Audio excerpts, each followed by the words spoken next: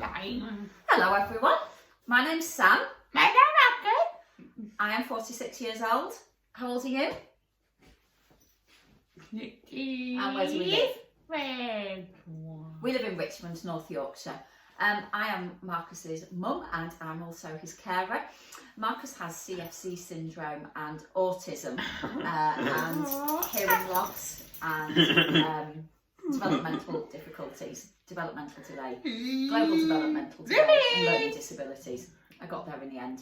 CFC syndrome is present in every cell in his body, so it affects his bowels and his heart, his brain development, his bones, his muscles. He's growth hormone deficient. He needs physio and speech and language, occupational therapy. Caring for Marcus is an absolute full-time job.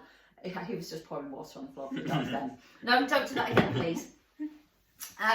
We do everything for Marcus and we love doing everything for Marcus. We have to look after him from the moment he wakes up, get his breakfast for him, get him washed, brush his teeth, get him ready for school. He can get dressed, but he needs help with his buttons and his fastenings and his zips, don't you?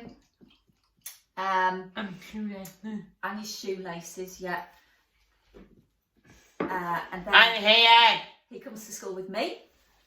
I'm a teacher at the school where Marcus also attends. His big sister is in year 13. She's just about to leave. And his little sister is in year 6 and she's just about to join our school just as the other two leave in September. I wish that we had more time to travel and go on days out and do lots of things together. That's always tricky. It takes lots and lots of planning. There are lots of things that he's off that Marcus finds difficult to do. He'll be back in a minute. Are you coming back in a minute, Marcus? He struggles to walk great distances, so we've got a wheelchair. We've got an amazing wheelchair actually that we crowdfunded for, and all of our friends and family near and far helped us have this amazing Trakinetic wheelchair that is power assisted and it goes off-road, so that's given us more freedom, but to be able to have the time and use it and take it abroad, that's what we want to do as soon as we're allowed. The hardest part of looking for Marcus, there are probably two things really. One is when he's poorly. It makes me really sad when he's poorly. He was a very, very poorly baby up until he was about 2.5. He's had lots of operations and procedures. That's always really, really hard to see Marcus struggling. The other thing that's quite hard is his behaviour at times. Sometimes he gets very moody, don't you? What makes you sad? No. Doesn't like change. Or when we were shielding, when you had corona, you didn't like that, did you? Hated that. He likes to be out and about, he likes to be shopping, he likes to be meeting people, he likes to go to cafes and eat cake. He likes to go to the pub and drink beer. Yeah! No, I'm being silly. What do you like to drink? Water. Water, that's all you like to drink, isn't it? So times like that were really isolating for us. As you can see, Marcus has quite a short attention span. He'll come probably bob in and out whenever we try and do anything really, any activities. Attention span's probably about, I don't know, a couple of minutes, unless it's something that he's initiated and something that he really wants to do. The things I enjoy most about my days with Marcus is for the most part, he is so much fun. He's got an absolutely wicked sense of humour. He's very cheeky. We have some really hilarious conversations. Yeah, but he's full on. So a little bit about me. I am a full-time English teacher. I absolutely love my job. I love teaching. I think having a role and a purpose outside of the home has kept me sane for the last 16 years. I've got the best job in the world, and then I come home to the best family in the world. I'm really lucky in lots and lots of ways. I don't have a lot of time for hobbies, but the hobbies that I have, I love reading, which I'm an English teacher, so I should do. But I really do love reading. I wish I had time to read more. I run. I'm not very fast and I don't go very far, but we live out in a beautiful part of the world, so I find running out in the countryside is really good for my mental health, really good escapism. Sometimes I find that life is just too busy and I haven't got the I don't know, the energy to get out for a run, but I always feel better once I've done. No, Marcus, no, Marcus. This is him causing mischief now. He's about to put a blanket over. Right. Can you imagine what homeschooling was like in our house when I was trying to teach remotely and do homeschool Marcus at the same time? That was a challenge. How do I switch off and relax? I've just got some questions here that are prompting me. I'm not sure that I do really. My brain is never ever switched off. It's always thinking ahead to the next thing that I need organising. Marcus is 16, so we're organising his transition to his new school at the moment. We may be organising, care so that Gary and I can work, or organising respite care, appointments, ordering medicines, doing physio or exercises with Marcus. There is very, very little time to switch off.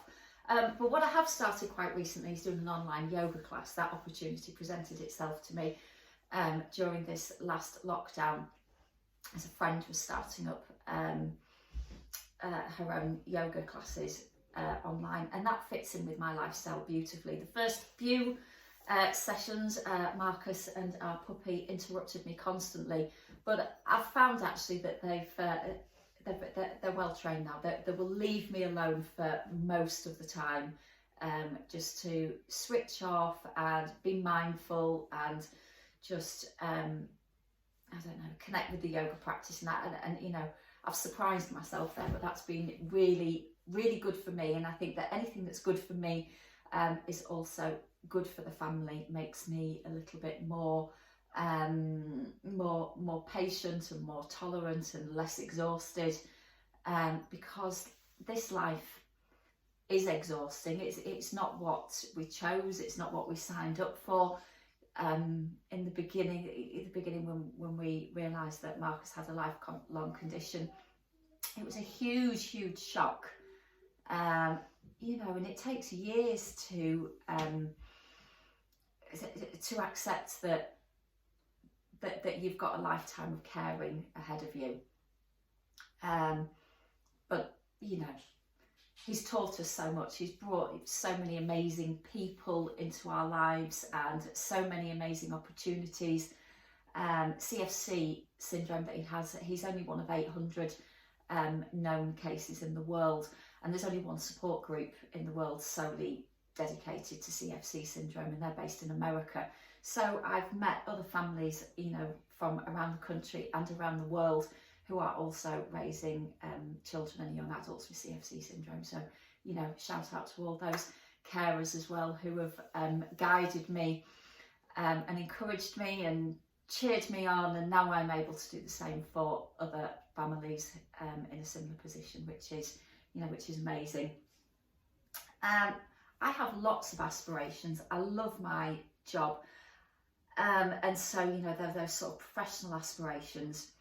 I do feel that there is a book in me. We've been on such an extraordinary journey with Marcus. I don't know when I would ever find the time, or even if I have the talent, but I would love to have the opportunity to write our story down in the hope that it would inspire or help others who were finding themselves on a similar journey and feeling overwhelmed and daunted, because like I've already said, it's tough, but it's not the worst thing in the world that can happen to anyone. Marcus brings a lot of joy and a lot of happiness and a lot of worry, but all kids do. We worry about all three of our children, so the worries are just different. I'm just looking at questions here. Do you enjoy any little luxuries in life? I don't know really. A haircut. Quite like going and sitting in the chair and escaping to the hairdressers for a couple of hours. That's nice. or I don't know, once or twice a year I might go and get my nails done. But really, that running is my escape, getting out into the countryside and clearing my head and having a run. I always run with friends, and I find that is my luxury. Don't ask for very much really, but those little things have a huge impact. Yeah, and that's me, I think. Marcus! Goodbye and bye to you all. And good night. I have seen you. Thank you for watching. No, not in a silly voice. Goodbye and good night. And I've seen you. Goodbye And again, go on. Goodbye. I had good night. See you tomorrow. Say thank you for watching. Thank you for watching. Bye.